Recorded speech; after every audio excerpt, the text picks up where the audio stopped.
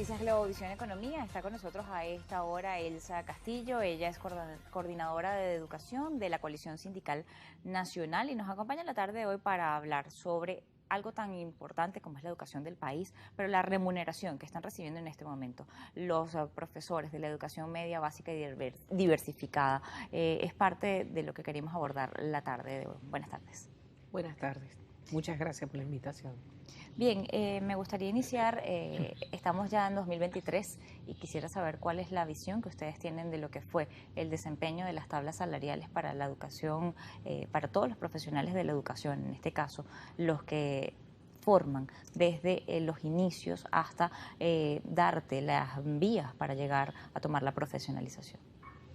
Realmente este año 22 ha sido bastante, pero bastante duro para todos los docentes, de tal manera que el abandono, el irse del sector, los porcentajes son altísimos, sobrepasan el 50% ya de los docentes que han cambiado, bien quedándose en el país, pero cambiando de actividad o porque sencillamente se han tenido que ir del país.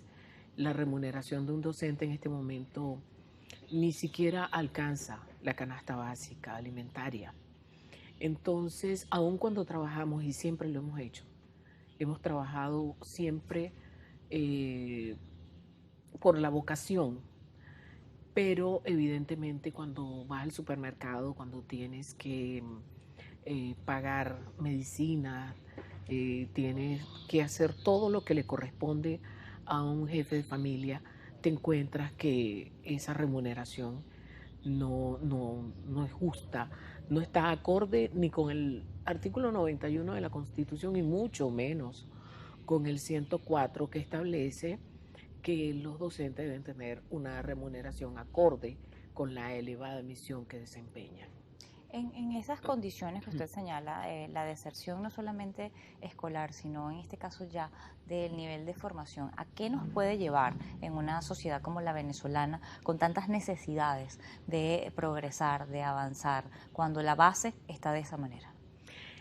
El pronóstico no es para nada alentador, porque en principio se nos presenta una situación de baja, pero baja bastante preocupante de la calidad de la educación. De hecho, con la pandemia se produjo un atraso en el aprendizaje que por razones que yo desconozco, el Ministerio de Educación no evaluó, o probablemente la sospecho cuáles son, la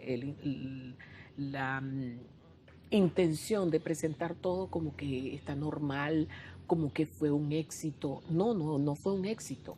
Ese programa, Cada Familia, una Escuela, fue un absoluto fracaso.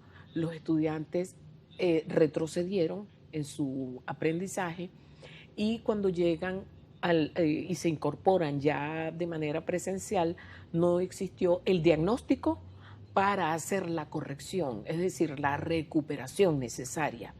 Si a eso le agregamos que toda esta deserción del personal docente y la disminución de la calidad de la educación en general ha producido entonces que además una obligación por parte y un mandato del Ministerio de Educación de aprobar a todos los estudiantes e irlo promoviendo de grado en grado sin tener el dominio respectivo. Tenemos en este momento estudiantes en primer año que no saben leer. Tenemos bachilleres que sus conocimientos de matemática, de química, de física, realmente son muy pocos y entonces eso termina en un fracaso del estudiante porque no puede abocarse a la carrera que sueña o que pensó siempre que iba a tener.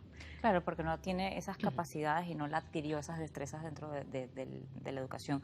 En este momento, ¿existe diferencias entre lo que es la educación a nivel público y a nivel privado? ¿Existe algún tipo de incentivo por parte del sector privado para captar a esos docentes del sector público que están descontentos o no? Sí, definitivamente sí. Los colegios privados ya tienen algún tiempo pagando en Ok. dólares, el salario y por supuesto no la cantidad que paga el Ministerio de Educación. Te puedo decir que tampoco es que el salario alcance a lo que tendría que ser la canasta básica, pero evidentemente es infinitamente mayor. Lo negativo es que las instituciones privadas, en el momento en que van a pagarle las utilidades, Mm, porque para el sector privado no es aguinaldo, es utilidades, efectivamente. en que van a pagarle las utilidades, eh, le dan 15 días, pero del salario calculado en bolívares, el que da el Ministerio de Educación. Con lo cual en este diciembre, pues muchos docentes se van con la tristeza de no tener una remuneración que le permita también fortalecer su festividad navideña. Entonces sí, y no solamente desde el punto de vista laboral, sino desde el punto de vista de la calidad misma Ok. de la educación, porque los colegios privados tienen su proyecto educativo y como ellos son prestadores de servicios, son empresas que prestan servicios, cuidan la calidad precisamente para no perder a sus estudiantes y que los representantes no se lo lleven, con lo cual sí cumplen o se han hecho ese esfuerzo por recobrar ese tiempo perdido, que además hicieron un esfuerzo también para mantener las clases online. Ellos sí, muchos planteles privados sí hicieron educación online, que es una modalidad que no es precisamente la educación a distancia, es distinta. Entiendo esas diferencias. Quisiera además consultarle respecto a este 2023, un nivel de inflación más elevado, un tipo de cambio mucho más alto que como iniciaba 2022 o como estaba a mitad de año.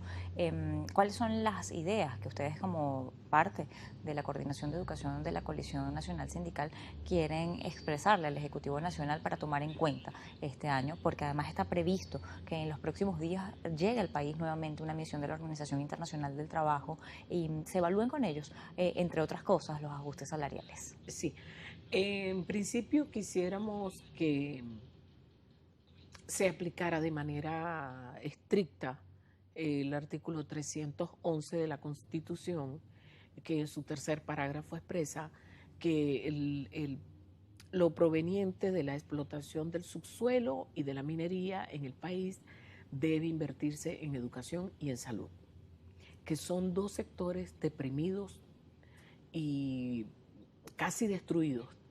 Fundamentalmente en salud no hay un solo hospital que pueda responder. ¿Cuáles serían los requisitos fundamentales que en este momento ustedes le pedirían al Ejecutivo Nacional en el momento o de cara al contrato marco, que tiene que ver con la administración pública y en este caso que englobaría también al sector educativo? Quisiera consultarle las cosas básicas. Sabemos que esos grandes contratos colectivos quizá hoy día no se pueden cubrir por fallas en cuanto a lo que son los ingresos que tiene la nación y son beneficios que al final se pierden o se diluyen muy rápido por un tema inflacionario. ¿Qué serían los puntos fundamentales que ustedes consideran deben ser abordados por el Ejecutivo para solventar las condiciones de vida y la profesionalización y retener al personal educativo en el país? Sí, es necesario resolver el problema de la seguridad social. No es posible para ningún trabajador y en el caso de los educadores es más grave porque nosotros tenemos un IPASME que antes prestaba servicio de salud que era muy, pero muy bueno,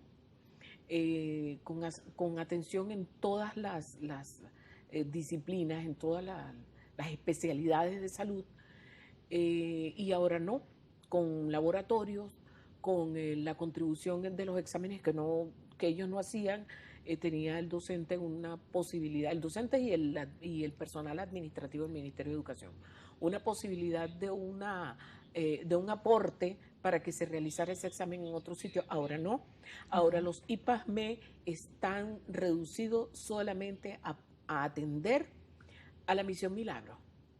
Entonces entiendo que, por ejemplo, el IPAS Media acá de Caracas, el de Corazón de Jesús, allí tiene quirófanos porque en los años 80, 90, allí se realizaban operaciones para los docentes, operaciones sobre todo de la mano y de los pies.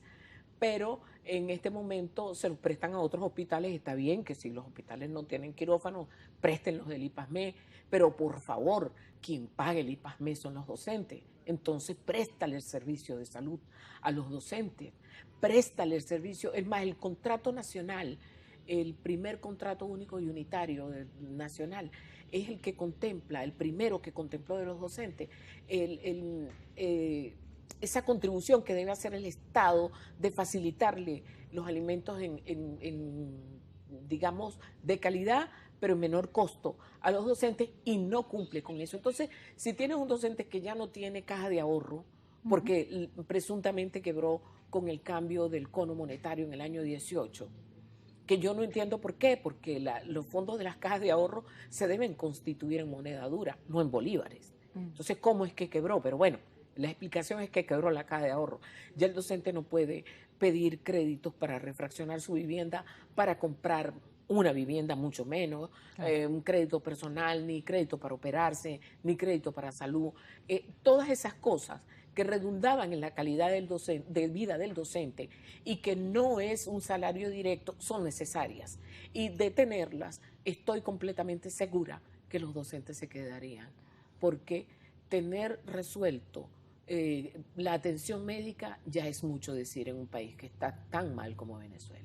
Le agradezco habernos acompañado la tarde de hoy en Noticias Globovisión Economía. Elsa Castillo, ella es coordinadora de educación de la Coalición Nacional Sindical y estaba con nosotros la tarde de hoy. Estas son las solicitudes del sector educativo del país y sobre todo aquellos que dependen de la administración pública, como ella lo ha señalado, son quienes forman a quienes esas personas van a ser profesionales en el futuro y también se están viendo truncadas muchas de estas expectativas. Así vamos a hacer nosotros